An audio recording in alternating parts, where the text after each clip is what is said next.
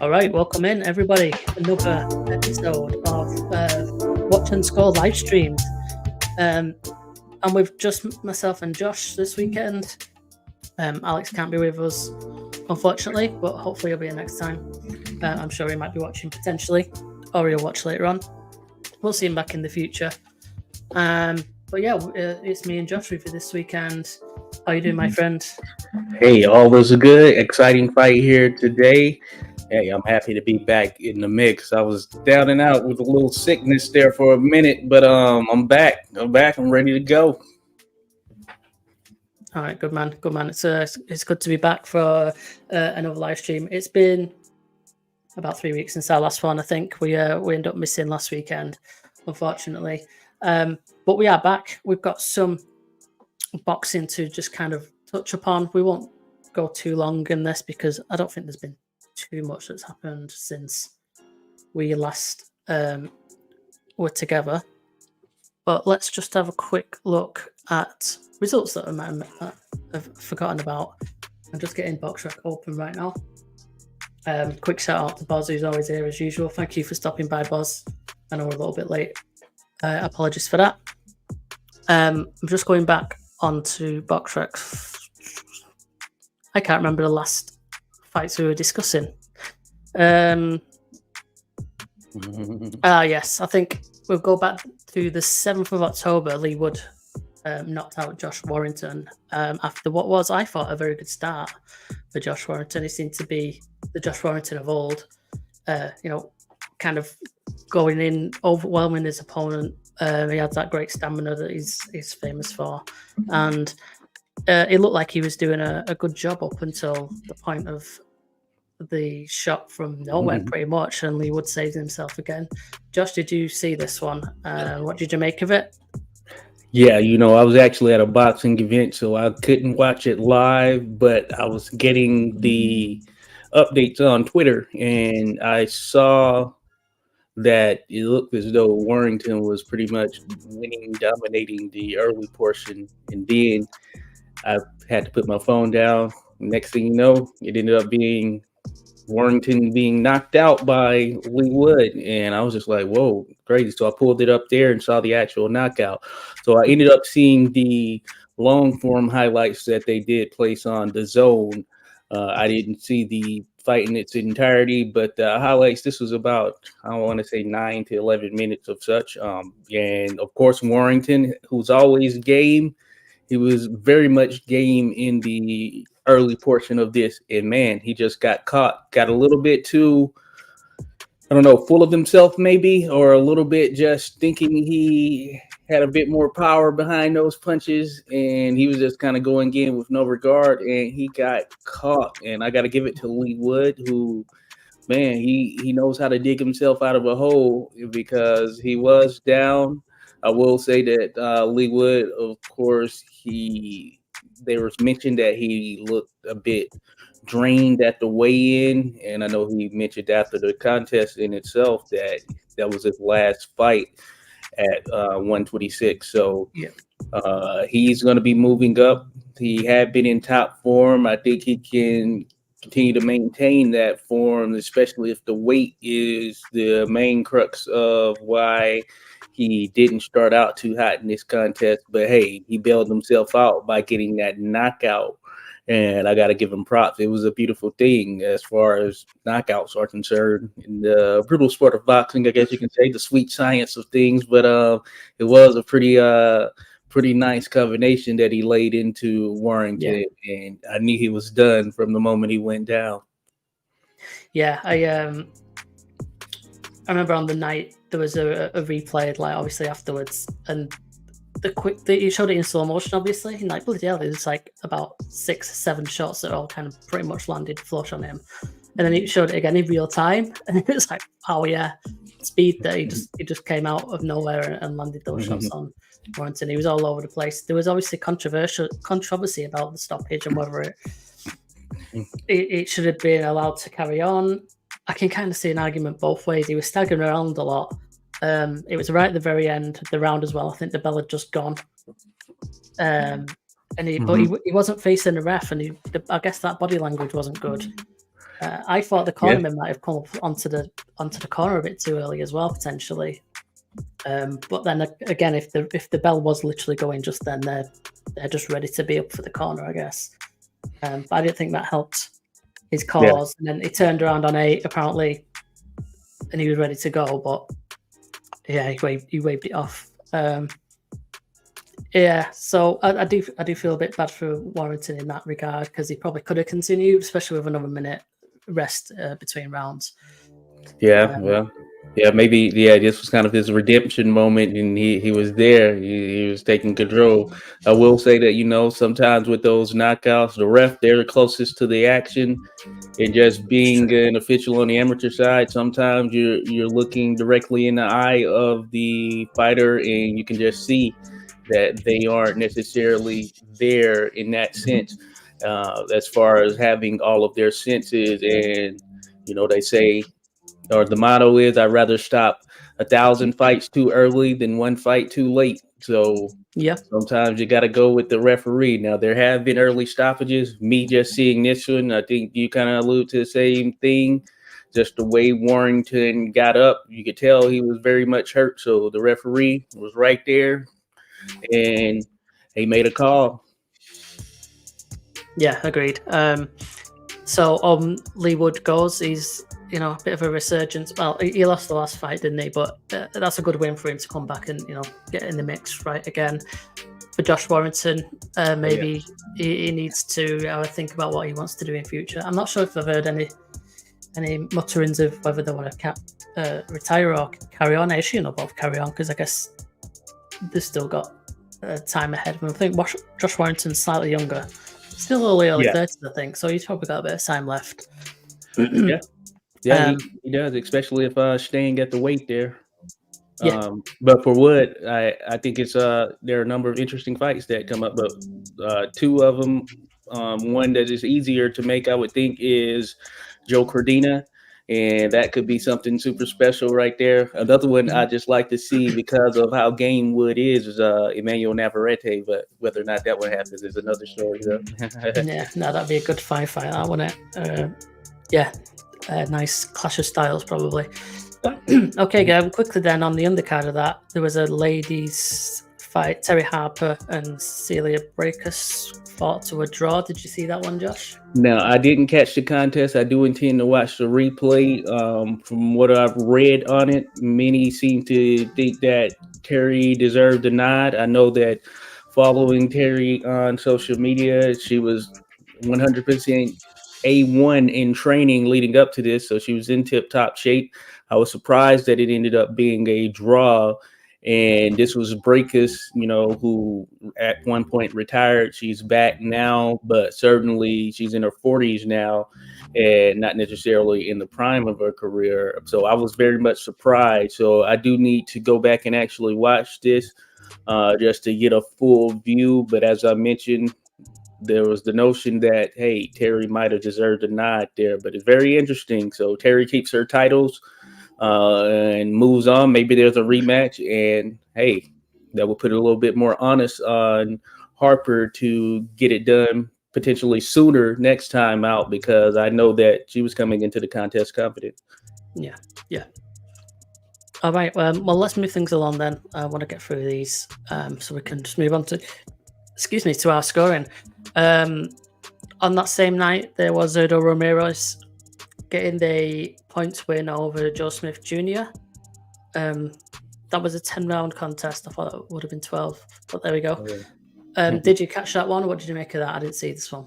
Yes, I did catch it. Of course, this was cruiserweight contest, but it was fought at a catch weight of 193 pounds. So both of the guys are actually just big guys, so they could do cruiserweight pretty much easily because each walks around at over 200 pounds. But nonetheless, it was at a catch weight. Fun fight. I would say a very fun fight. It had some high point moments where you got a little bit of exchanges and actions, but the victory in itself was very much clear for Zerto Ramirez. Now, I felt coming into the contest he would pull off a decision, and I thought it would be a little bit more closer. I ended up giving Joe Smith Jr., I believe, and I scored it on Fight Night Score, maybe 3 rounds, 2 to 3 rounds, one of something of that nature. And, there were some who probably didn't even give him 3, some gave him 2, maybe even 1 round. That being said, he was game throughout. He has sledgehammers for hands when he's punching out there. And I got to give it to Zerto Ramirez. He showed that he has a heck of a chin because he did take some big shots from Joe Smith Jr. that had steam on them at points, but he shook it off and kept going. And he really showed a new side, his boxer side of him as far as movement, footwork. I think he was working with Malik Scott, actually, who was in his corner in this contest. And he was actually in there showing that, hey, you know what?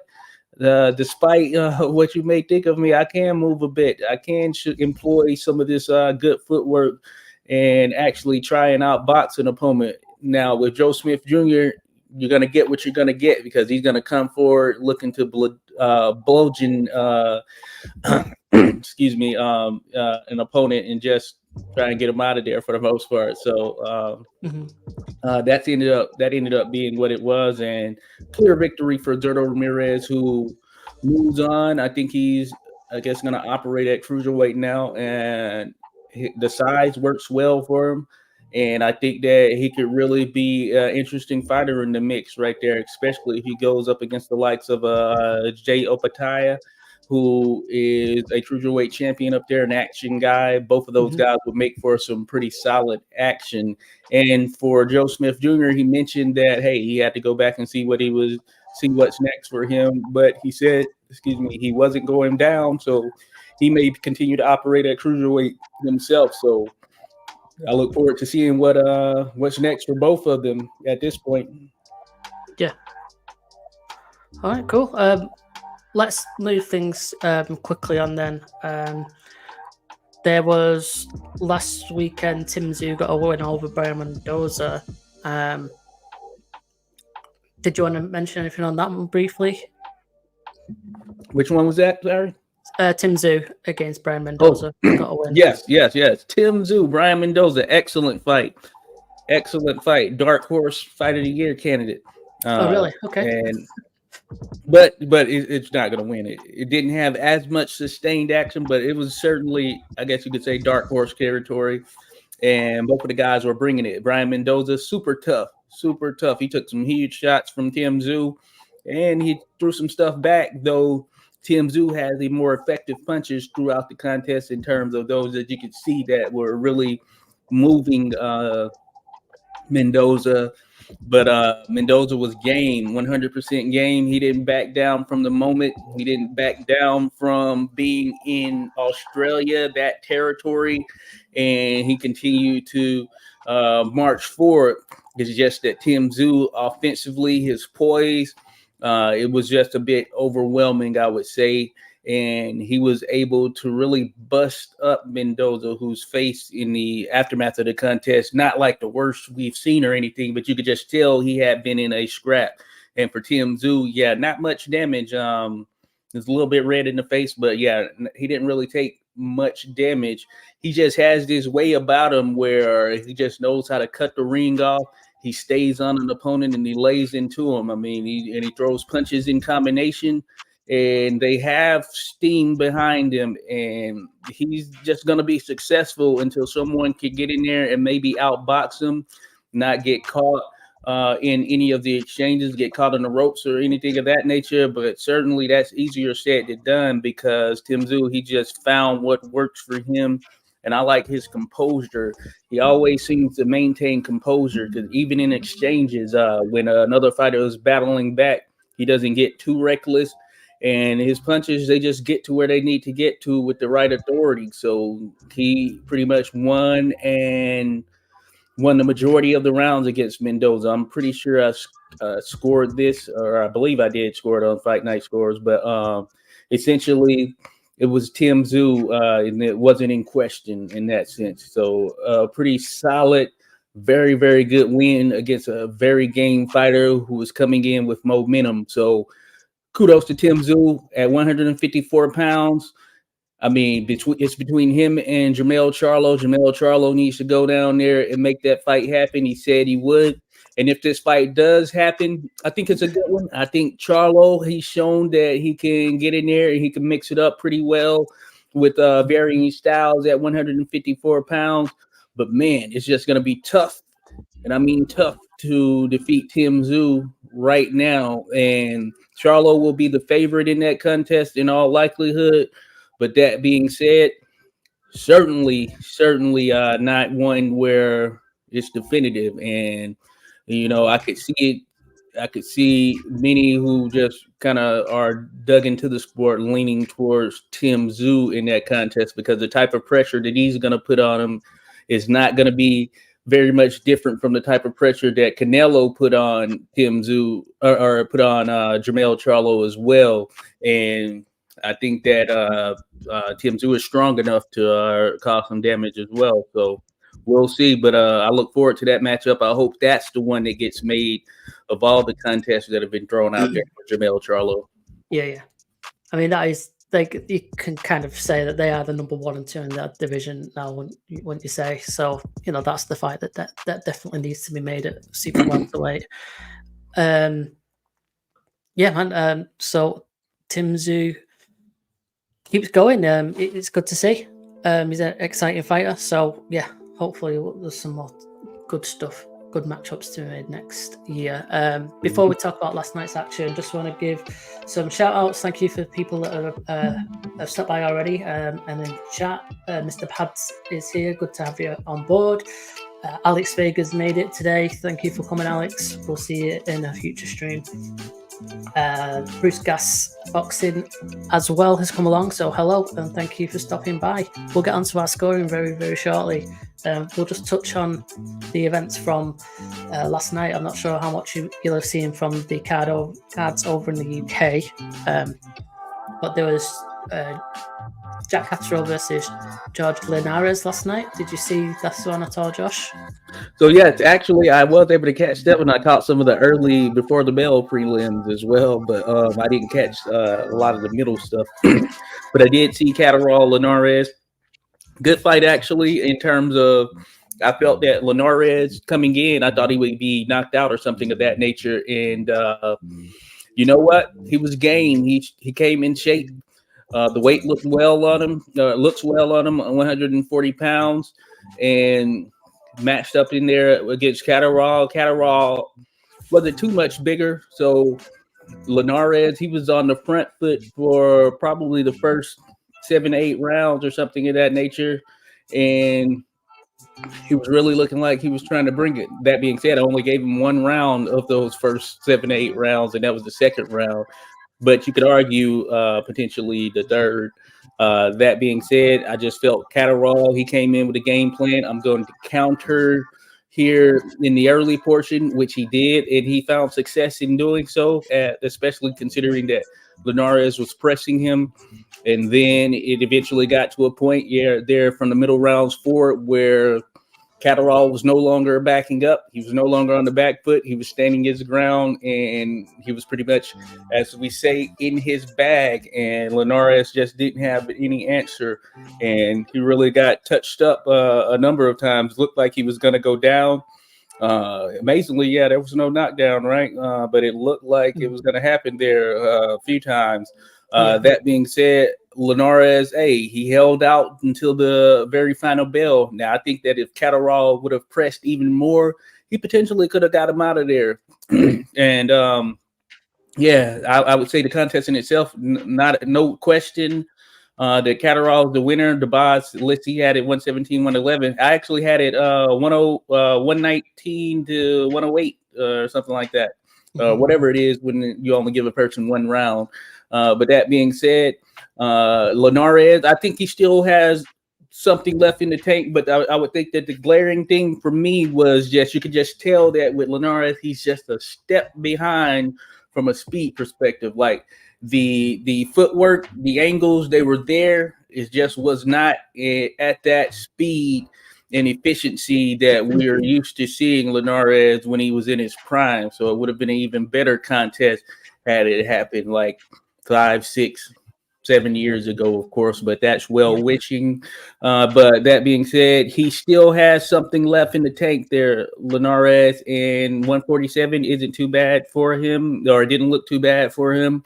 But that being said, is also going to be tough as far as him doing anything in relation to title contention, as far as him actually fighting for a title and winning a title, because there are just too many young guns that are out there, and some are going to be bigger than Catterall, and he'll have to deal with that. But for Catterall, I thought this was a good contest, a better contest than what I thought coming in, because I thought he would just absolutely wash Linares, and he did. I felt dominate in many facets. But that being said, this is a good sort of barometer for him. And he said he wants the Josh Taylor contest next, which I felt has lost a little bit of steam as far as what it would have been had they immediately rematched, only because since that fight and Josh Taylor in the last fight, he looked so bad. And I actually had picked Josh Taylor over Teofimo Lopez, but man, he just looked out of sorts in there. And maybe it was a style, maybe it was the layoff. I don't know what it is, but I do think that it would be interesting to see how Josh Taylor looks when and if he fights again. If he goes directly into this Catterall fight, just based on the last two fights, you gotta favor Catterall in some sense. But that being said, hey, I'm for it. I think it has lost a little bit of steam, but only because I'm just going off of what Josh Taylor has looked like. But say Josh Taylor takes a fight here in the meantime, gets back in the flow, and then I think it's right back there. But it'll be interesting to see. So he has that, and we know that 140, hey, it's a pretty active division overall. We have Regis Prograis versus Devin Haney coming up, so maybe that leads to something as well. And they're working with the Zone Matchroom, so hey, a lot of prospects there because hey, 140, I think it's right back there. They seem to always find a good breadth of talent, especially with the guys coming up from 135. So I look forward to what's next there in the division as a whole as well. Yeah, some good fights to be made. There were some comments that I just put up a few minutes ago. George Linares has announced he's retiring, which is probably the right move. He was like one of my favorite boxers to watch, like 5, 6 years ago to a decade ago. He's a great fighter, so easy on the eye to watch as well. He was a really fluid fighter, so I think he's a legend of the sport. I think most boxing fans will agree with that. He was a great fighter back then. Just last night, like you said, he was a step behind, and Jack Catterall were just too young, too strong, too powerful. Alex made a good point saying that Catterall could have got Linares out there but refused to push for it, and you can kind of see that. Maybe I think Catterall can sometimes just get into that comfort zone and coast his way to wins sometimes. Maybe he shouldn't have done that against Josh Taylor. Maybe he should have gone for things a bit more, and maybe he'll learn from that. But that was never in danger last night. I think it'll be interesting to see how he progresses from here on in, Jack Catterall, because he's an undefeated lad. It's not undefeated, sorry. He should be undefeated. He's got the contentious fight against Josh Taylor. I think we're going to cover that at some point in the future because it was a very close, controversial fight. But maybe it was closer than everyone thinks. Maybe we'll see. They didn't reveal things when we go back and rewatch. Exactly. So we'll definitely do that in the future. And again, Alex has mentioned that Catterall isn't a hard puncher yet. He's coming in with 4 knockdowns in the last 3 fights. So yeah, maybe he's a cumulative puncher rather than a concussive one. But yeah, interesting times ahead for both Catterall and for Taylor if they'll get that rematch on. I think, like you said, it's faded a little bit. That it'll still be an interesting one, and people think that Catterall can kind of go and get some kind of redemption. But I don't think it's quite as good as it could have been if they'd have done the immediate rematch. Obviously, Taylor's gone to have his loss. Maybe Catterall should just bypass Taylor and go in for Teofimo. Yeah, why not? That'd make sense to me, and I don't think anyone would blame him. Anyway, we'll see. We'll see what comes of that in the future. Mr. Pads there said, was the Catterall versus Lars undercard any good? I missed it. I actually only had bits of it on every now and again. I don't think it was up to much, to be honest. Yeah, Reece Bellotti got I think that was a minor upset victory. Stopped Aqib Fiaz. There was Peter McGrail on there. He looks like a decent fighter from Liverpool. I think he's got a very good amateur pedigree, I believe. Oh, okay. Campbell Hatton was on there. And oh yeah, I did catch Campbell, or at least some of it his fight. Yeah, I think that was on quite early. I don't think it was the best of undercards, to be honest.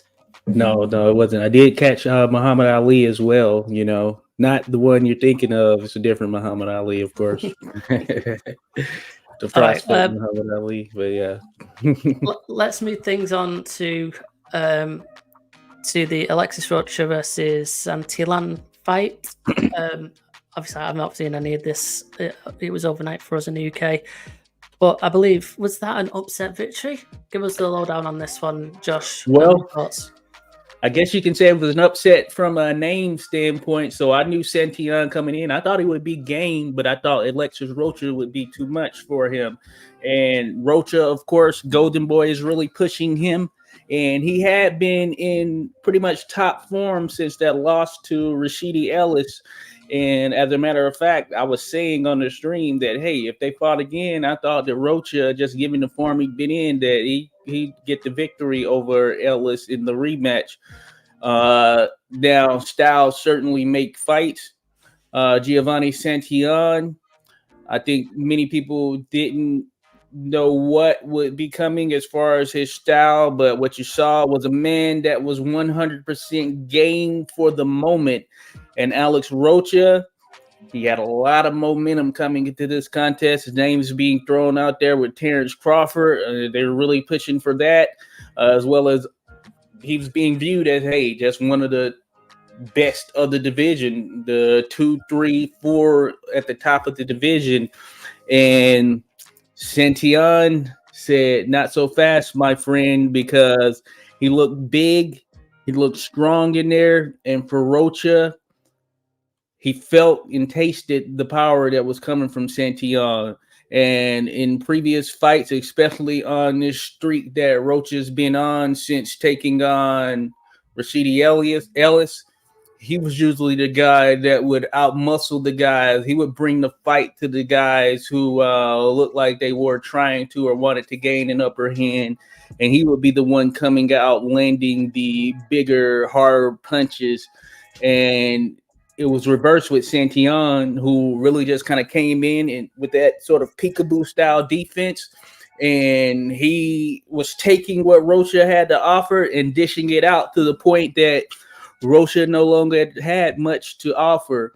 And it was pretty crazy to see, because after that first round, it seemed that, okay, this may be a competitive fight. I actually gave that first round to Santillan, and I was like, Santillan looked like he didn't come to play, of course. And then just from there, he just took over, and Rocha had no answer. He was busted up, and he was bloody in the face. He looked like he had been in a dog fight.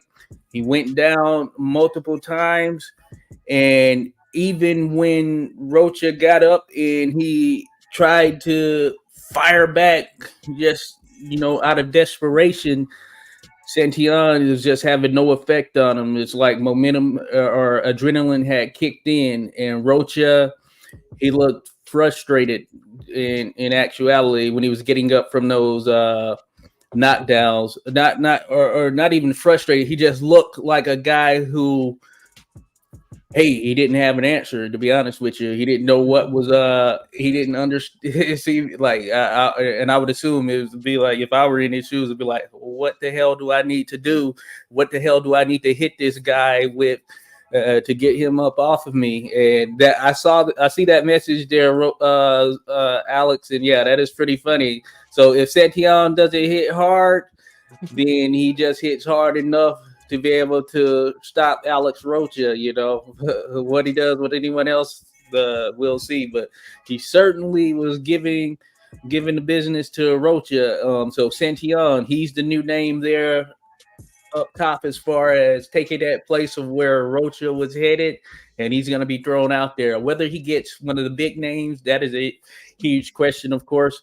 But well, when we think big names, of course, for a title, of course, it's Terrence Crawford, but for the most part. But that being said, some of the other ones, Spence, maybe, guys like that. I don't know, probably not. Jerron Boots Ennis, maybe, but probably not likely since Boots wants, the title as well. But a guy who is out there who I'm sure is dying for a fight is Montez Stanionis, who just run into a bit of bad luck in terms of the matchup between him and Virgil Ortiz. So maybe that's one that can happen at some point here in the future. And I think it would be game action from two strong fighters in Santion and Stanionis. And both of them would be in the pocket. I think that Stanionis would meet him right where he's at, as he showed when he took on Batayev in the contest that ultimately got him into position for where he's about to fight Ortiz, so forth. So I look forward to that matchup happening if it can be made. And given that Stanionis is looking for a fight, it probably can be. Now for Rocha, he just has to come back from this. Hey, he's lost before. He didn't let it hold him down. So he just needs to get back in the lab, figure out what he needed to correct here, especially not taking punches from bigger guys like that, because you're going to run into some guys who are a bit bigger, and Santion was able to take advantage of such. So Rocha is not over for him, but probably humbling in some sense, considering I know he's pretty much looking, or at least they were touting him as someone looking ahead for the Terrence Crawfords of the world. So we'll see right there. But hey, as you mentioned, or as Jordan there mentioned, hey, Barrios versus Santion, that'll be a good one as well. I'd imagine action. Oh, I didn't know Stanionis Durbin. Interesting fight right there. I'm gonna have to lean towards the man Stanionis, but he's had his time for sure. But dang, that's pretty crazy. But pay-per-view, insane. No, that should not be a pay-per-view, but hey, it is what it is. Bringing you the news on the live stream there, Josh. Cheers for that, Alex. Appreciate you there, Alex. Late breaking with the news there. Breaking news. Give him a follow, folks. He's got all the goodness. Yeah. All right, let's call that there. I think we're all kind of caught up from our last meeting, let's say. Let's move things along to our fight today. We are going to cover, hopefully, as Bosh just said, enough talk, let's do it. Yeah, we're on our way. There's been instructions on the screen, everyone. Make sure that you are signed up at fightscore.com, fight-score.com /register. You register there, you can join our group, or you can create your own groups if you want. The code to access our group is on the screen, FSYT22. And I have sent a link onto the chat, and there's also one in the description to get to Deontay Wilder versus Tyson Fury. That is the fight that we are covering today. Exciting. We have actually covered this on a previous, very, one of our first Watch and Score live streams when I used to do it with Kaiser Cobra, who sometimes makes an appearance. We actually scored this with somebody else that's quite popular on Twitter, who came by and wanted to say how close this fight actually was, when a lot of people think it was a blatant robbery. And when we was all scoring it together, we actually all came up with a draw. Oh wow. So let's see how we go on this one, and see how much of a robbery this fight actually was. I don't think it needs a massive introduction, to be honest. I think if I do a little bit of an introduction, I believe Tyson Fury was coming off a bit of a long layoff, wasn't he, at the time? Yes, yes. He got pulled from a dark place with this contest there. He was still the lineal champion, but pretty much all of his other belts were gone. But that being said, hey, Wilder Fury, that was a replacement for Wilder AJ or Fury AJ. And it was very interesting. A lot of build up and a lot of opinions on who people felt would win because Fury, he was coming, like I said, from a dark place. He had put on a lot of weight, so he had to get down in weight, all of that stuff. And it was going to be a question of how he holds up. And I saw even people who were Fury fans, they just felt like that long layoff and what he had went through to that point would be maybe a detriment. And hey, it was a question of not how, but when the fight was going to be over. And the game changed, as we saw. Yeah, Alex has said there he had 2 fights after the 2+ year layoff. That's right. I remember now. There were two kind of easy-ish fights. Who was it? Someone gave him a bit of a test, to be fair, unexpectedly, and the name escapes me now. Maybe Alex can put that up if he remembers. But yeah, there was 2 kind of stay busy fights, I guess, to get him back up. And then obviously a lot of people wasn't expecting Fury to do much against Wilder. Frank Warren, I think he made the gamble of a lifetime, and then it all paid off for him in the end. So anyway, here we are. We'll get straight into it. I've just realised this is a PBC video, so we might end up with some issues trying to watch this, but we'll do our best. Yeah. I'll be moving the screen around all the time, so hopefully we don't get caught. Everyone keep your mouth shut. Okay. Hopefully everyone's got the scorecards ready. I can throw up another link just in case people have just come in and they want to. All right. I think we're back on. So yeah, we're just going to have to be a bit more careful. Oh yeah. With how big that was at the end is. of the round anyway, right there. I believe so. So at the moment it's very small, but well, you can still see what's going on, maybe. Oh yeah, yep. It's good to go. All right, so digging into it from this perspective thus far. So round 2, who won that? I've kind of forgotten the round, I think. Yeah, round 2, we're heading into 3. So yeah, very interesting thus far, a little bit more competitive on Wilder's front there within these first 2 rounds than what I had initially recalled. You can see he's pressing, he's at least going for it. So it's just a matter of, how does he continue to hold up, and does Fury start to gain a stronghold at any point?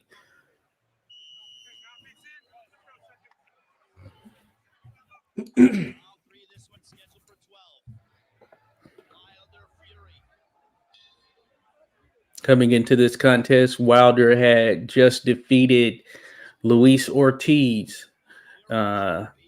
As a matter of fact, he had defeated Ortiz, and prior to that, he had defeated Bermane Stabern in their rematch, which was a pretty epic knockout that took place there.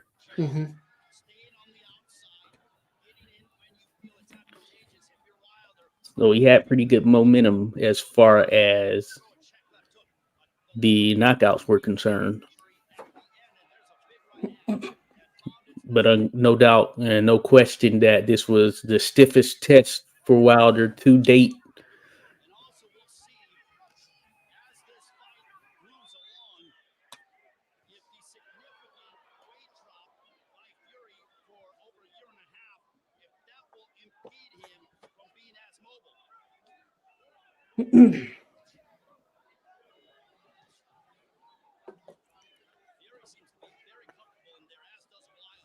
So still playing out to a similar script as the first 2 rounds. You can tell Tyson Fury, he's hasn't quite gotten into his groove yet, but he's getting a feel for Wilder.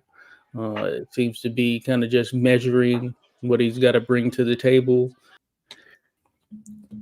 All right, we'll go from here. And it'll just have to stay small and grey. Good to go. Oh, shit. And silent as well. So Yeah, we good can luck. still make it happen. Good luck seeing that one, Josh. But there you go.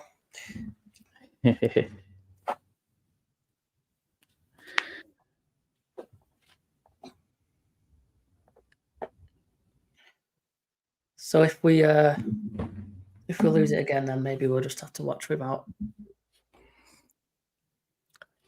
the video on there.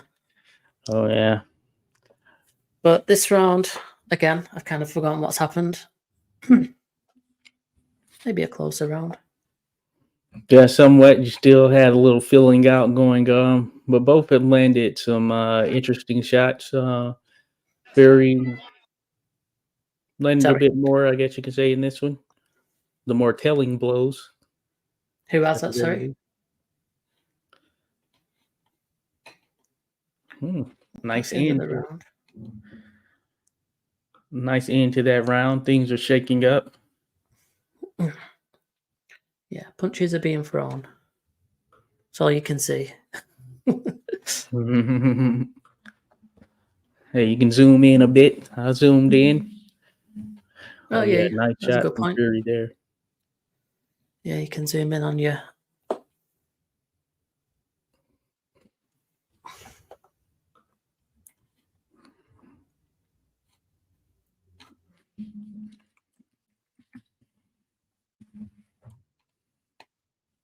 Okay, Bozza said that round to Fiore. Okay. Is that because he didn't see any of it?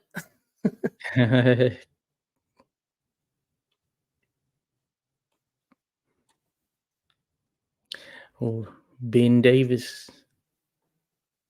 Yeah, Ben Davidson there. Davidson, yeah. Davidson Ben Davidson.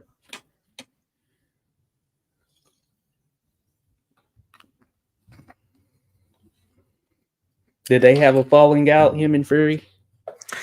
They might have done. Or whether it was just an amicable parted ways. I'm not too sure. Can't remember. Okay, good to go. Boz says 1919, but that was round 3 that's just gone, so I don't know what he's doing. So it can't be 1919 then, right? Or could it? Can be after 2 rounds. Right. What's going on there, Vaz? He's lost track. Yeah, we just started round 4. Nice little lift from Wilder there. You know, I'm just going to do a quick pause and we'll put background music on. Oh, yes. Why not? There you go. Pretty quiet, but there you go. It's fine.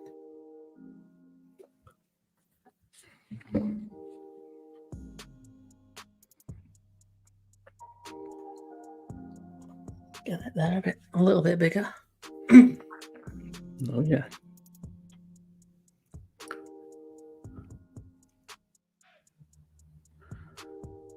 Well, I will say, certainly, I believe that Wilder, he certainly respects what's coming back to the degree that he isn't trying to just purely walk down Fury.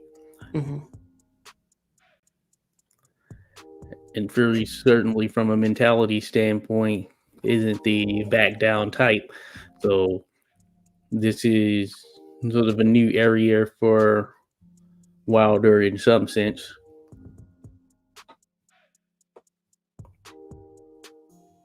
I just remember watching this, and it's. I think it was the same for pretty much everyone. Just like, when's the bomb going to land? The expectation was that Wilder always finds his shot. Yeah. And I think that's why, him versus Joshua is still possibly the most entertaining fight to be made. Yeah, that'd be a good one. That's one I'm certainly looking forward to. If it can be made, if it can happen, certainly I mean, as the clock continues to tick, then that definitely brings about doubts. But hopefully, it's something that can get made. Yeah, some missing there by Wilder, though he's throwing some big shots. Yeah. So the Fury is the more efficient puncher right now. I mean, that's kind of a tough round to score because it was, like That's you say, very efficiency versus Wilder probably, trying to make more happen coming forward, throwing the bigger shots. yeah. The thing is starting to get interesting for sure. Mark Breland in the corner back when he and Wilder were on good terms.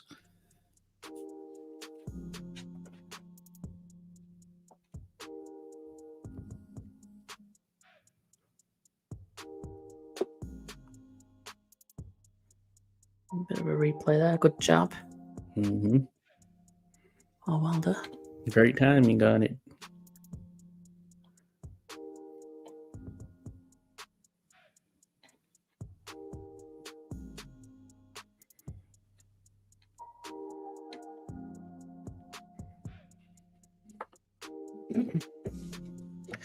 Okay, I think we might have found the formula to escape the punishment. Good to go. The buzzer said there that remember the first time he had it 114 to 112 for Fury. Interesting.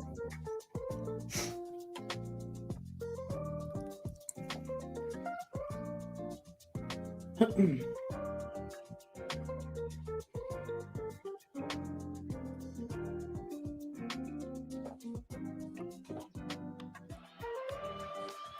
we go.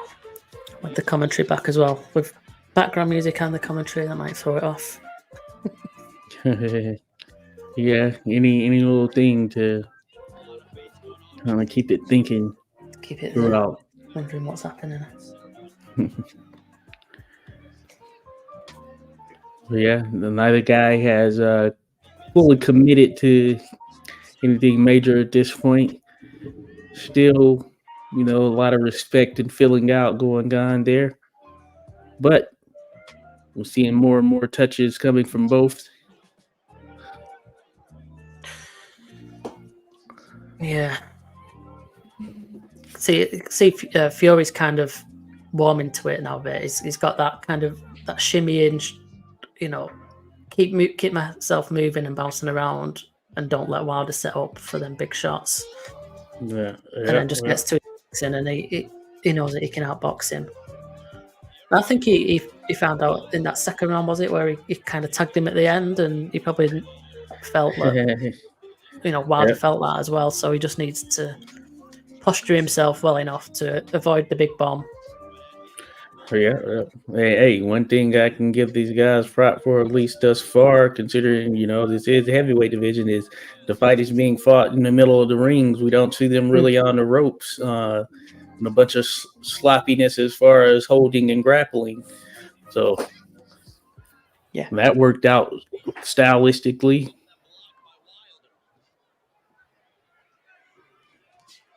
Oh, it's a big shot on the temple, it looked like. Oh, yeah. Wilder continuing to press a bit. No, I think that was probably the best shot of the round. It's been cagey up until then. Mm-hmm.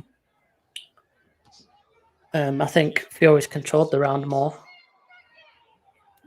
Yeah. Yeah, some of those are just missing. Inches away from his nose. That's always interesting, like when you're just missing the game of inches. Yeah, man. I mean, well, that's another really close round, isn't it? Yeah, very much, very much. I mean, I don't think, like I say, the story of the fight when everyone mentions this is, Fury got robbed. They'd absolutely outboxed Wilder. And 5 rounds, I don't think there's been one round where he's clearly outboxed Wilder. Yeah, I agree. I agree for sure. It certainly has been revealing on second look. Mm-hmm. And that round again is tough to call. Very tough to call. Let's just mute that between rounds. So, who do you think won that round, Boz? If you can see. Yeah, throw it out there, Boz. See if we're on the same page. All right, the halfway point. Thus far, no one has officially really kind of taken over the fight. It has been fought fairly even in some rounds.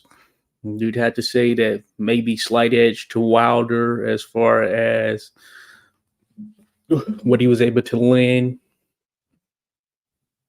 That was clean, at least, in terms of the effectiveness of such. So, very nip and tuck here.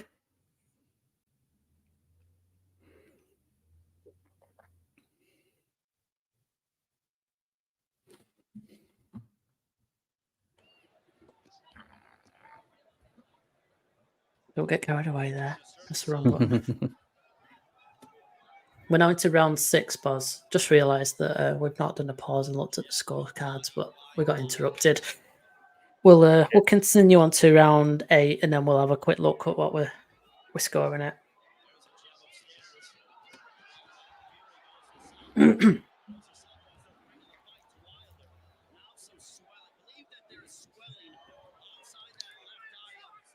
So some bigger shots going in a bit there. Both fighters are long, of course.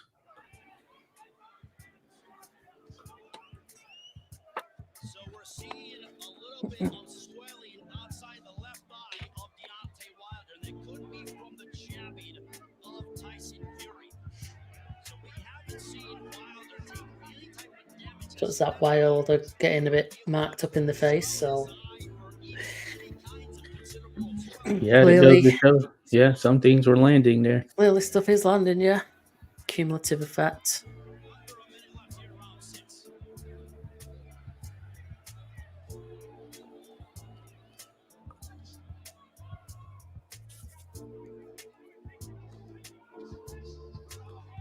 Nice job there. Mm-hmm. And Wilder, of course, a guy who's had that eraser in the right hand, so he hasn't necessarily had to really dive into the true fundamentals in his career leading up to this point. So how he's employing trying to cut the ring off or anything of that nature is really not much of such. He's looking to just get that big shot. Usually he is working the jab, but not too many wrinkles outside of throwing that jab and then kind of winging that big right hand. And you had to think with a bit more experience coming up through the amateur system and all of that, then he would have probably fared a bit better in that regard.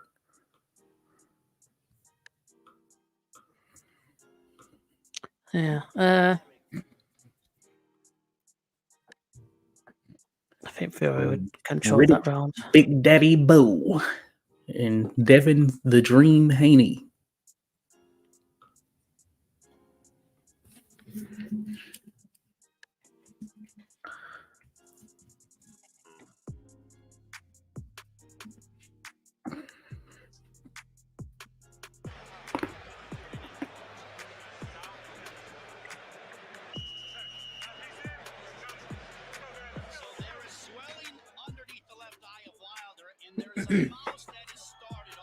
Conditioning wise, both guys still look pretty good here at this point, crossing that 6th round threshold.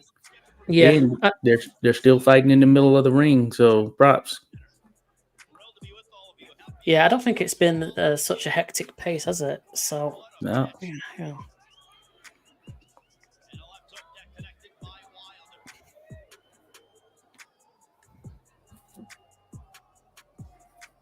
Stick that there. Just going to expand it for 30 seconds.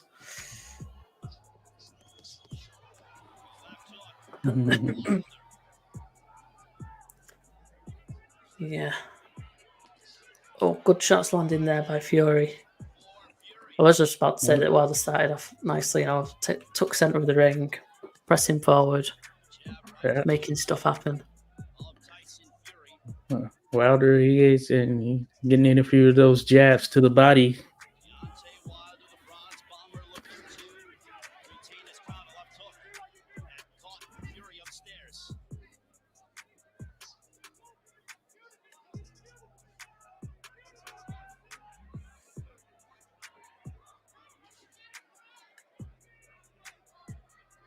As we near the midway point of the 7th round.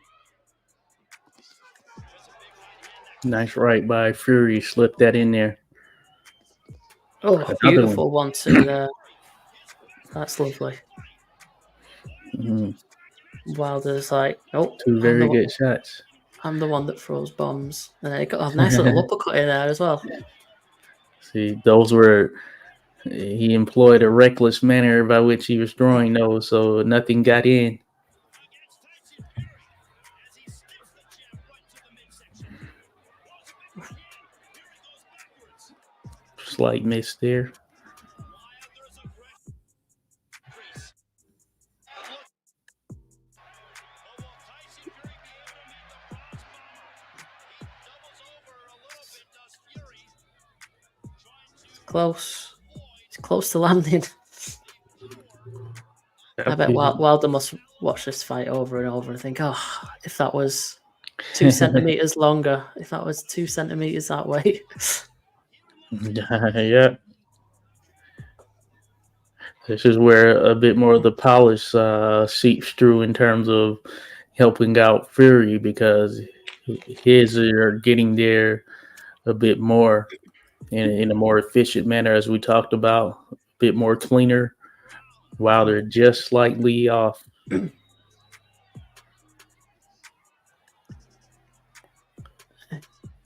Yeah, I see that missing, and I guess that was a clear round.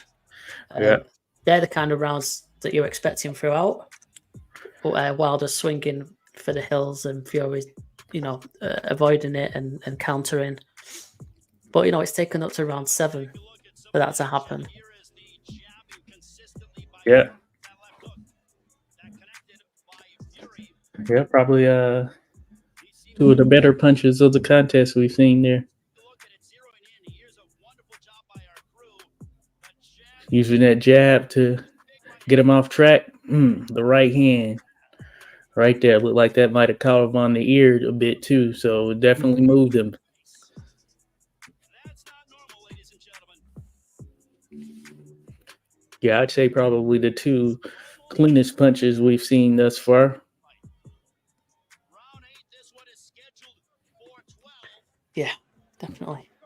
And that was the most action-packed round as well. I think it's fair to say. Took a while to get them to warm up. So round 8 then. After this one, we'll take a pause and we'll see what our scores are saying. Round 8 on. Let's see. Okay, interesting. Looking at my scores, I don't know. I didn't really realize what our tally was. Oh yeah.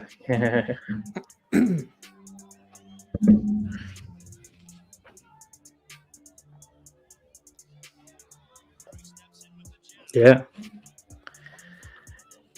I mean, of course, that swelling, that you can see some swelling around the eyes, especially that left eye. Fury thus far, yeah, not much damage to the noggin. No. Yeah, we are back, folks. Sorry about this. We'll just keep the fight very small. Unfortunately, that's how it looks like we'll have to proceed. Let's continue. Let's get it.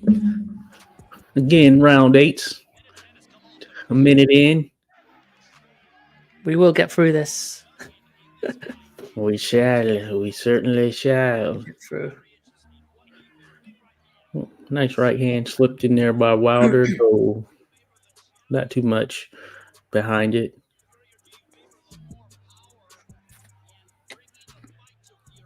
Yeah. over the last couple of rounds, Fury has seemed to have gotten into his groove a bit more. You could say momentum may be on his side at the moment. Agreed. I've given him the last several rounds. He's doing a bit of showboating. He's confident.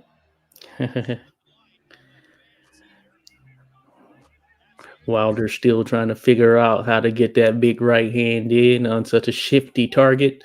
Big but shifty target. Yeah, I think you're right there, Mr. Pads. Maybe he's paid him off. Good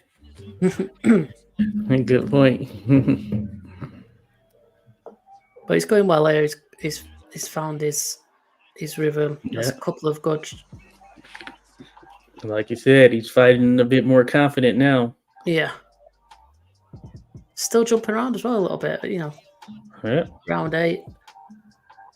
Impressive for a big man that's just lost a load of weight as well. Yeah. Yeah. Wilder's looking a little bit sloppier. I think he's getting a bit more desperate, isn't he, as time goes on. I mean, Yeah, I can't remember what his record was at this point, and we got clobbered a little bit there. He got a little something at the end, but certainly I think Fury was in control that round. Agreed. Yeah, so I was just saying that obviously Wilder had knocked pretty much everyone apart from one person out of it at this point, but I don't know like how often it was earlier in the fights rather than the later rounds. I don't know how many times he would have gone to round 8, 9, 10. Yeah, probably not a ton Probably of not them. I many. know he went 12 with Romain Stavern. That might have been the only one at that point, actually, because he had a pretty crazy knockout ratio. Yeah. So you can think in his mindset, he's probably getting a little bit more desperate at this stage, thinking, shit, you know, I've not found my shot yet. This doesn't happen.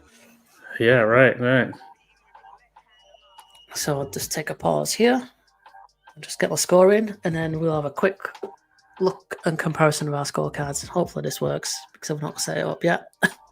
Yeah. I just And I realized, look, so give me and a I moment. look back, and yeah, Wilder, yeah, he only has one fight that wasn't a knockout up to that point, and that was the Romain Stavern fight. Right, okay. And what about the rounds that it was winning in? Is it, you know, before round 8? Yeah, and that makes things interesting, of course, when you're used to getting guys out of there. And thus far, hey, Fury's taking you into deep waters. Now, he had gone 12, of course, and then the Ortiz fight that was prior, he knocked him out in the 10th round. So he knows that power can last for sure, but certainly a different type of fighter here with Fury.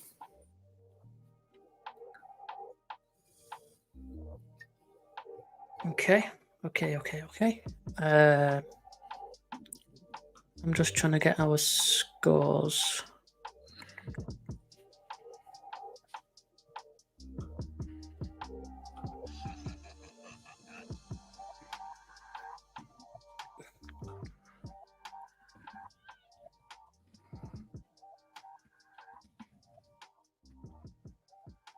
Sorry, folks. I'm just trying to set this up. Probably should have started our scorecards earlier. 9980. I'd imagine it's going to be pretty telling, pretty interesting. But I feel like we might be in a similar place. Yeah, let's Just looking at how the fight has gone thus far.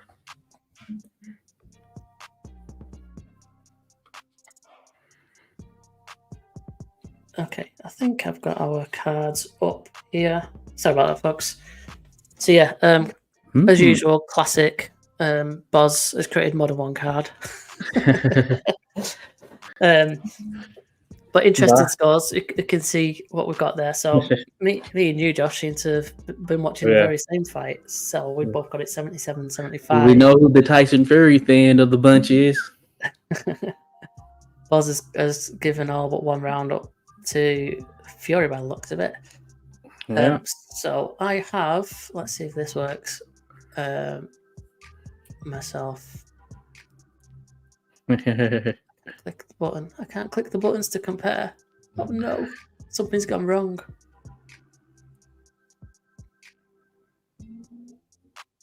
I see what it is. I see what it is.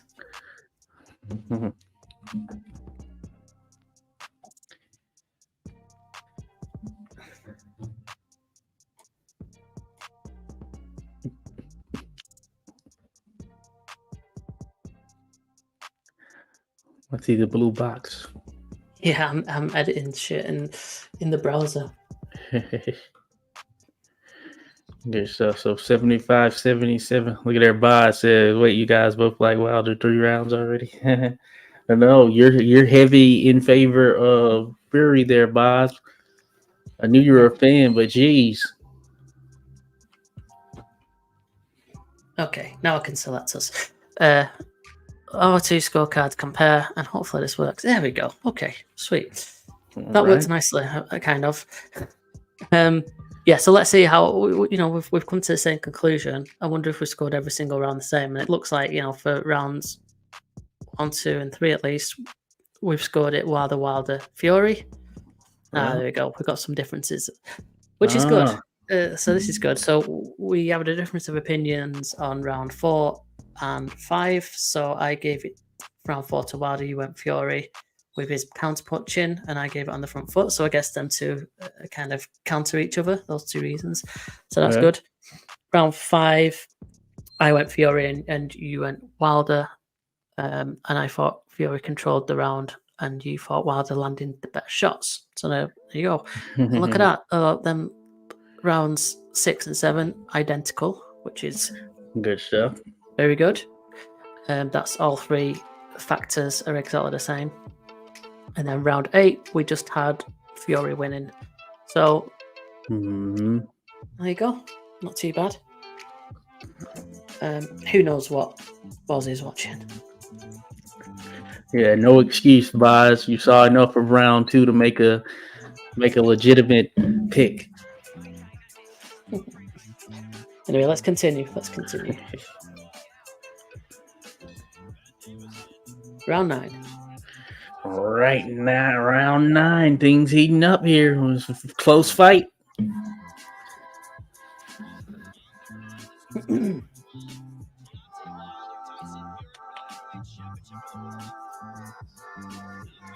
Yeah, Fury definitely feeling it right now. He's trotting around with his hands down at times. The full swing of things. Yeah.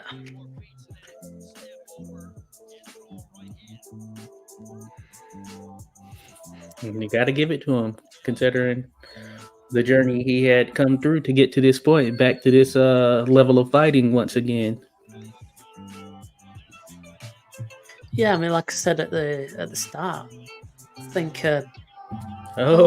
Down he goes. Oh, we have the first instance of a knockdown. That was what everyone was waiting for.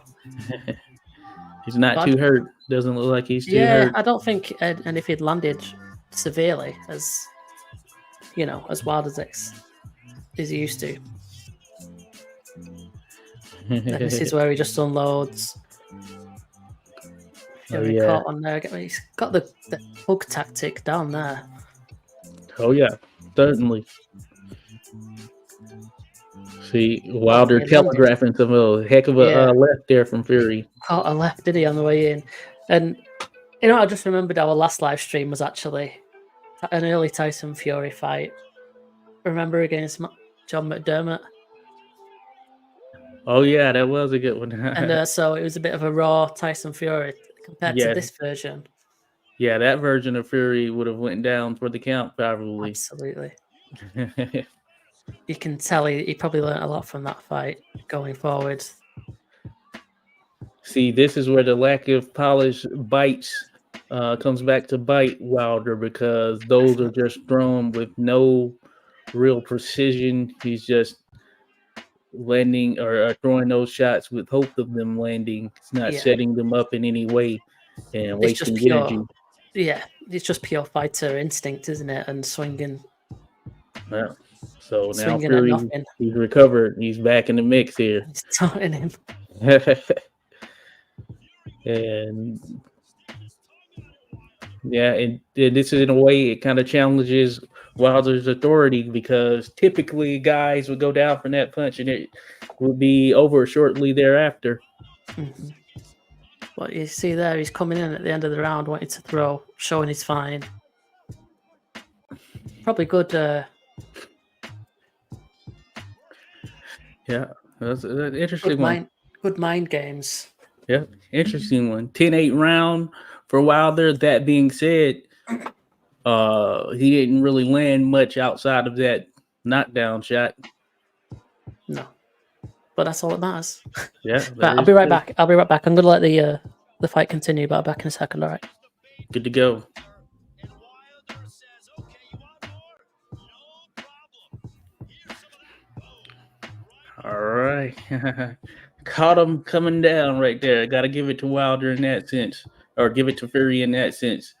Or Wilder, sorry. Yeah, he was able to slip some things through there. Got him down. Caught him in an interesting spot. Fury seemingly acknowledges the fact that, hey, yep, I got caught there. I got caught.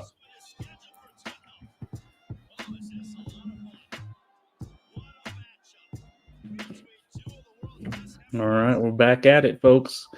Round 10. Round 10. We're here headed towards the back end of the fight. Fury knows that knockdown happened, so he wants to come out showing a little bit more aggression. So he's on the front foot, pushing Wilder back.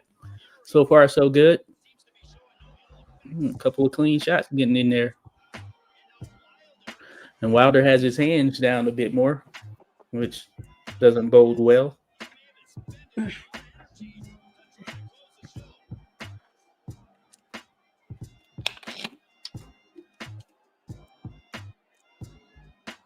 We're still alive. We are still here. I was just mentioning Fury came out on the front foot in this round, really trying to show some aggression, given that knockdown took place in the last one. Mm-hmm. Thus far, he's controlling this one.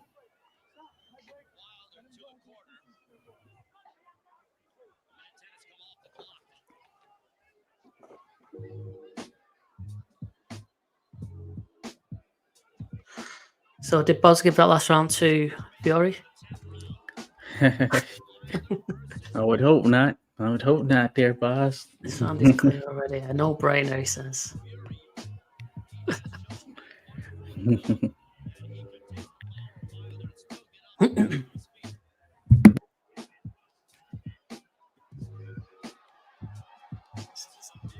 Oh, it's a nice little 1-2 by Fury. That was fast.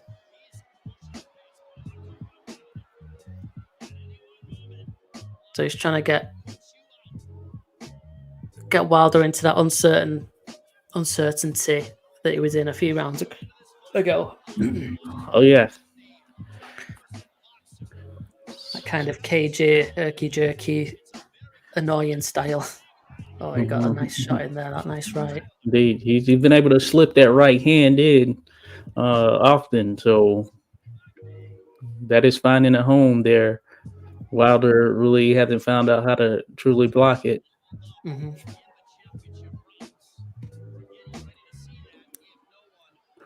A right hand coming just pretty much over that lazy jab that he's throwing out there. The lazy jab coming from Wilder. Yeah. Yeah, probably going back to that mindset of Wilder's, so far in his career, apart from the one fight which went the distance. Oh yeah. It's usually when he's caught someone as he has done there, they've gone down and out. So he's probably thinking, shit, and he's never gone this far really. And Fury's still there, right in his face. He's getting right inside his head. But yeah, I think that was a Tyson Fury round in terms of he controlled it.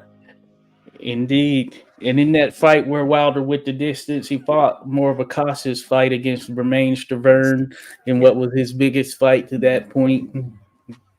That was when he won the WBC title at that particular time.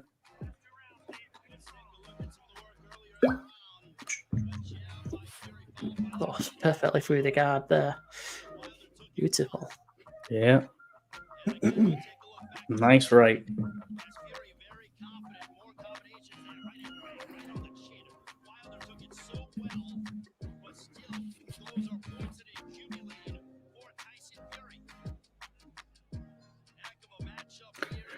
All right, folks, we're in the championship rounds.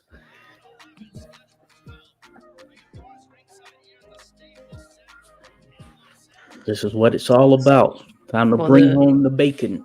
For the WBC title. Yeah, WBC title at stake. And also, I guess you can say the lineal title, with Tyson Fury being considered the lineal champion. Yeah, there is that. I assume that at this point, I think Joshua got the other titles, hasn't he, by this point? Yes. So I believe Joshua would have had the WBA, WBO, and IBF. Yeah. Or at least shortly in or around this time, he would capture them all. I think it was because I'm pretty sure before Fury stepped in, everyone was wanting Joshua Wilder. That was the big fight. Oh yeah. And then Fury came in and spoiled the party, basically. Yeah. And I think that fight would have broke pay-per-view records, or it would have been up there amongst the biggest pay-per-views of all time had Wilder and Joshua fought around this time. I think it would have. It was so it was such an explosive fight. Yep. Both guys holding a title. It would have been undisputed. The two biggest punchers, the heavyweights. Everyone loves the heavyweights. It would have been a spectacle. Yep, huge. And I viewed it as the best fight in boxing at that particular time, just given what I felt that just the overall dynamics, the aura, everything surrounding it had it happen. And of course, it can still happen. And like you mentioned earlier, it's going to be a good fight, interesting fight still. But man, it just had that sort of fever pitch around this time. Yeah, it's not got the same hype, obviously. It's still a great fight. It's still the most explosive heavyweight fight out there. But yeah, what could have been, man? If we'd have just got it together and agreed on contracts and whatever, because there was all the discussions going on, weren't there? At the time, and blaming on other people and other parties and all the bullshit that we're getting boxing. Yep, unfortunately, we missed out on it. This is an interesting round. Wilder landed some things.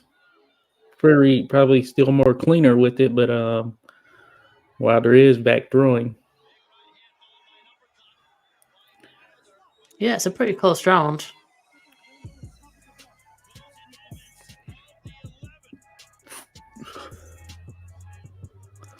Don't know what that was. Yeah, some of those punches that Wilder throws is just like a little swipe.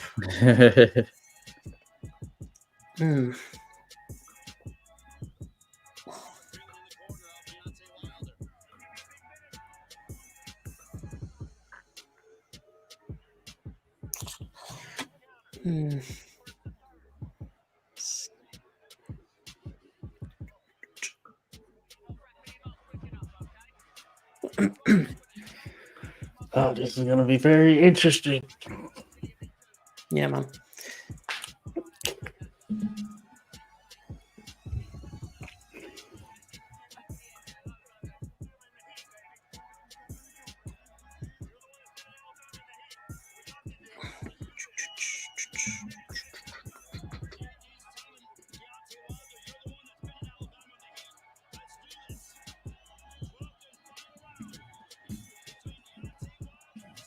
So then,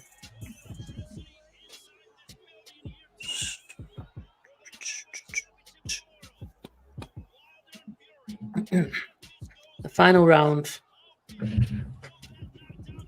This is for all the marbles here. Let's do it.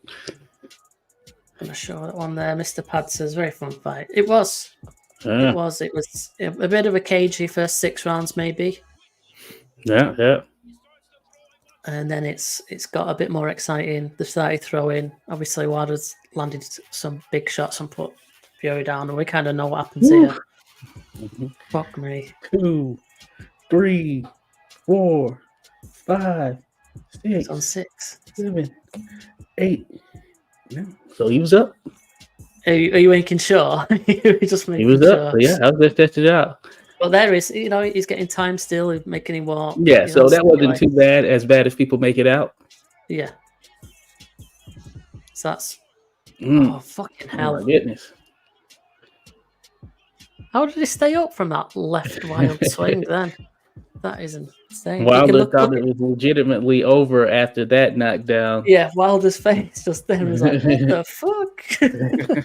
What I gotta do to put this man down?" No way. That's crazy. Oh man. See, he's got his legs about him. He's avoiding. He just needs to hug now. Yeah. Hold on. And now he's got Gotta his hands get- behind his back. The Fury still has the nerve to put his hands behind his back. Yeah, and then Oh. he just clocked him with a nice left. Yep. Yeah.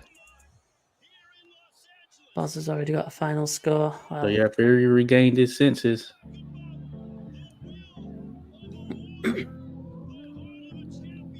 you know what? Apart from the knockdown, Fury might have landed the better shots Yeah, right. No, I think you're Since- correct. since then. Wilder had those moments there. Now Fury's pressing him, pushing Wilder back, which is crazy. Yeah, it's crazy, isn't it? Compared to considering what just happened. I'm quite glad that he did that count then, actually, Josh. You was on the ball there to see if there was any controversy about how long Fury got. Because, like you say, that has been a contentious point, hasn't it? Yeah, it has been. But you know what? He was up at 8, basically. So yeah, it wasn't too controversial as far as I'm concerned.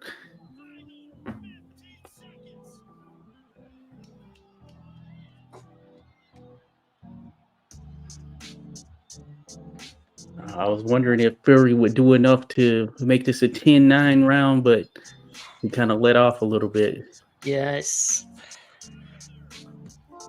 you can't give that a 10-9 round off, considering the veracity of that knockdown. Okay then. This is interesting. This is very interesting. Very interesting. I think I'm going to be pretty much shocked at my score. Oh my goodness. Yeah, me too. And complete the scorecard. So make sure, folks, when you do use the system, you complete the scorecard at the end, and you can save it, obviously, if you're a registered member, and you can also tweet about it, which will help us spread the word about Fight Night Scores, our system.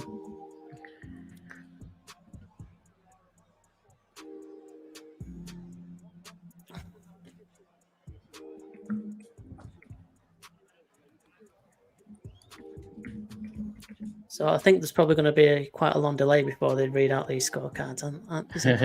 Certainly. So I will skip ahead in a moment. Save that scorecard.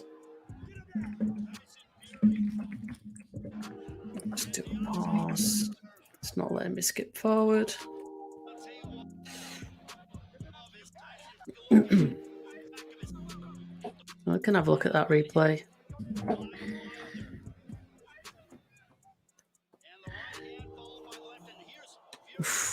Just like a tree falling over. Yeah, pretty insane there. But hey, gotta give it to Wilder. Or give it to Fury. He got up, did what he needed to do. Absolutely. Look at that, and he's back answering the ref. Yep, I'm good to go. He's got his hands up. Ref's like, get off me, walk over there. And I guess that's what they do, don't they? They allow them to walk just to make sure they've got the legs under them. So that's not contentious, I don't think. Yeah, no. But nice shot, Wilder. Beautiful shots. And Wilder was sure it was over. Oh yeah, he was in the corner. He was shimmying. He was celebrating. He was dancing. He probably thought, "Yeah, that's the one. That's the one." Right, I'm gonna have to stop the. I'm gonna have to stop it because I'm getting.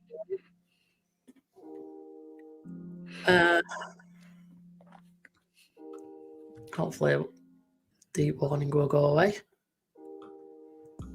So let's have a look at some comments. Boz, we got a final score. 115, 112. Mr. Pads has got it a draw, which is interesting. Boz says that we still haven't learned to score.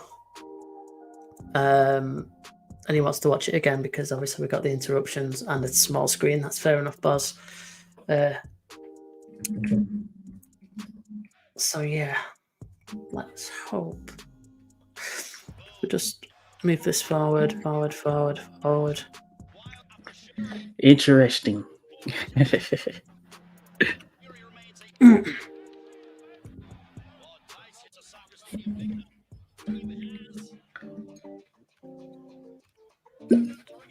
So we're here. Just do a pause. Still got the warning up.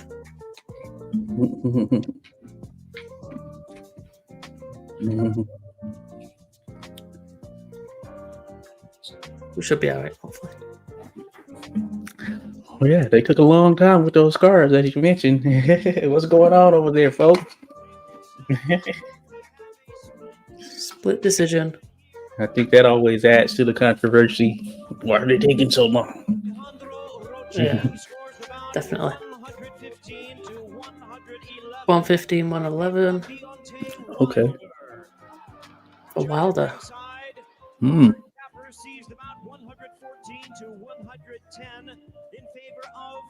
Wow, so there are two quite big swings. Scores about 113 to 113. Even a draw. The decision is a decision draw. Wow. Let's wait to get that shot of him. There they are. A draw. Draw. So, but you know what? I don't think that's too bad of a decision as I may have thought back then. I was sure that Fury won the contest when I first saw it. Absolutely. So I want to go. Things change. I want to go in here and reload and see what we get in here. So look at that. So it looks like me and Fight Night scores. We know what we're doing out here on the scoring board. So the judges had it a draw. There was two, they're pretty wide scores, really, weren't they? Either way. By the other two judges, I can't remember who they were now. But yeah, I got it 114, 112. You got it 114, 113. Interesting. And Boz has mentioned earlier that he's got it 112, 115 in favor of Fury. And we both had it for Wilder. And yet, everyone thinks that this fight was a robbery and Fury won it comfortably. Yeah, it was not a robbery. It was not a robbery. Hey, the scores don't lie there. The scores don't lie. You see it, you hear it here first. Fight Night scores, myself, calling it straight down the middle. Man in King Boxing, thanks for stopping by. We just come to the end of the fight. He says the first fight had me stressed out. Fury was visibly winning, and we just dispelled that. And I'm allowed to fight them back then. So Boss thinks that we're embarrassing. That's fine. No, I think time and again we've done it on this stream where we've dispelled some myths of how fights might be so controversial, and really when we're watching it back with a close eye on it, it's actually not as controversial as it's made out to be, usually because of a wayward scorecard. But this one, I think an even contest is not ridiculous. We've both scored it for Wilder. Boss scored it for Fury. I think they're all acceptable and reasonable scores. And like I said to you, we actually did one of our earliest streams that we did. We scored it a draw Oh as wow, we yeah. watched it and scored it together. That is that is pretty funny. You know what, man? These rewatch and rescores are very revealing. Very revealing. I was shocked that I had Wilder winning. Yeah, so am I. Yeah. So yeah, man, Crazy. that was really fun. It'd be interesting if Alex could rewatch it and score it and see what he comes up with. Yeah, I was gonna mention that. We need to get his score in there, Yeah, just we'll to make kind of see how things level out. yeah, we'll make it his homework for this week until we come to the next stream and see what he has it as. But yeah, always interesting that fight. Yeah, man. And we know what happened afterwards. Fury obviously went on to avenge things spectacularly. Really, Came out with the vengeance in that second fight, and I think that one was certainly clear. And then the third fight turned out to be the best of them all, as far as some of that back and forth that we got. Yeah, absolutely. Great trilogy. Some great boxing, and that was really interesting and fun. Apologies that we had the interruptions. Hopefully, that's not going to happen too often in the future. Let's move things along then. I think we've got just a few minutes. I don't think there's too much coming up in the next couple of weeks to discuss, really, in terms of A few things coming up, maybe. Yeah. So let's have a quick peek. I'm going to stop sharing that one and get BoxRec up. Good to go. Good to go. But yeah, hey, this is a great one. Fun fight to rescore right here. Man, so revealing. Are you and Boz going to be doing your podcast after this? Oh yes, we're gonna go in there. Feel free to drop by. We're gonna be talking a little bit of what went down yesterday and see what blows in the wind there. But yeah, be sure to check us out, folks. Yeah, make sure you head on over after we finished here to 86 Boxing. Boz and Josh are going to do their weekly podcast. I'll be over there as well. Yeah, make sure you go over there. Mr. Pad says, did you ever rescore Ward versus Kovalev 1? No, I don't think we've covered that one yet, have we? That would be an interesting one for sure. It's in the classics or controversial section of the website, so it's definitely one that we'd like to cover. We usually cover when it's like an anniversary of the fight or someone's birthday or a significant fight of theirs coming up. We try and tie it in with kind of dates, I guess. So that'll be one that we'll definitely look into because it is a pretty infamous fight. Okay, let's have a quick look. I'm not sharing my screen, which is what I was going to be doing. Let's have a look. BoxRec. All right. So where are we coming up on the? I've just got that up on the screen. Hopefully you can see. Yep. Made it bigger, but not help things. Let's zoom in. There you go. Oh, Karen's fighting. Remember Karen? He fought Boots Ennis and gave him some trouble. Oh, okay. Ukrainian. Okay, lost the decision. And then won in Spain. And now he's fighting in Germany. Don't think we'll catch that one. There's a card here in Mexico, 20th October. Shaki Foster. Oh, Eduardo Hernandez. That should be interesting right there. I need to check. Do I know Hernandez? But Oshaki Foster, of course, beat Ray Vargas. Looks like he's coming off two really good wins there. 2 undefeated. Yep. He's beaten them back-to-back. Yep, picked up that WBC title over Ray Vargas, who has now subsequently gone back down to 126 pounds. Eduardo Hernandez is a very good record. 34 wins, 31 KOs, 25 years old. Mexican fighter? Mexican. Oh, he's fought a few times in the US. Probably on the cards. He got a loss there against Roger Gutierrez. Okay. But yeah, looks like a badass. Okay, this should be interesting. Yeah, 31 knockouts and 34 victories. So he's got a little something behind those punches. Okay, so that one's warming up. That's in the big amount of stars list, and that's on DAZN as well. An Okay, event yeah, in Mexico. One good there in stuff. Tanzania. Okay. TJ Doheny in Tokyo. Okay, that's an interesting one. And then Oh, we're into TJ Doheny back in the mix, huh? looks like he's going out there to get beaten by the looks of Yeah, things. Doheny's kind of on the back end of his career, at least where he's been fighting as of late. Mm-hmm. Okay. There isn't too much to go on here. Saturday, 4th of November, that's 2 weekends away. Joe Cordina's fighting. So that looks like the next main. Yeah, Edward I guess. Vasquez. So Cordina making his return in Monaco. Okay. Oh yeah, In the casino. I saw a little fight promo for it. That should be interesting. Haven't seen a good fight there in a while.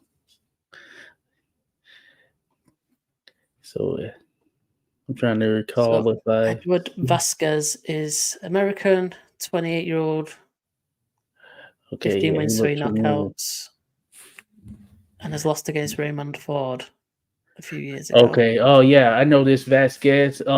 Actually, he's pretty good, and he was, in my opinion, robbed in that Raymond Ford fight. In my opinion, okay. I know and robbery is thrown around out there a lot, but he beat Raymond Ford, and they did not give him the decision. It was a matchroom card. Matchroom, of course, was building up Raymond Ford, and they have, of course. But man, I swear they did him wrong in that contest. Everything was in Raymond's favor, and he came in there, outboxed him, really pressed Raymond Ford, and made him look like, hey, he wasn't ready for that next step. But of course, he took the loss. So this should be interesting right here.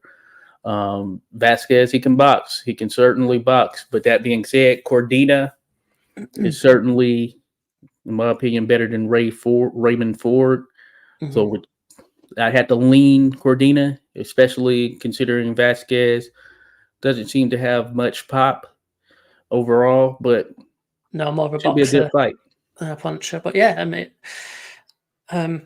if he's got something about him, then hopefully it'll be a nice test for Cordina. But it kind of looks like it should be kind of a stopover fight for Cordina. You'd imagine a keep busy fight, and they'd probably go in a big favourite there. But yeah, I don't think there's too much to shout about on that card overall, to be honest. And there's one in America there. Makubu's fighting Noel Gavon McLean. I had to butcher a name at some point.